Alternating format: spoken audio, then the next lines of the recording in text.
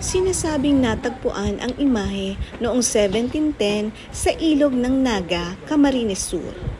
Isang mangingisda ang nakakita ng isang lumulutang na kahoy na estatwa na Birheng Maria habang naglalayag sa ilog.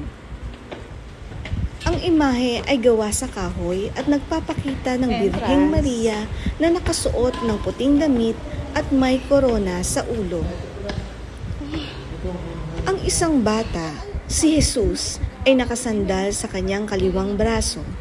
Pagkatapos matagpuan ang imahe, agad itong sinamba ng mga tao sa lugar.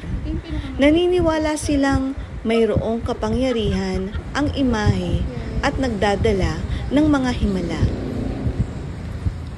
Ang imahe ay dinala sa isang maliit na kapilya at kalaunan ay inilipat sa kasalukuyang simbahan ng Peñafrancia na itinayo noong 1719. Ang imahe ay sumailalim sa maraming pagkukumpuni sa paglipas ng mga taon, ngunit pinanatili ang orihinal na hugis at estilo nito.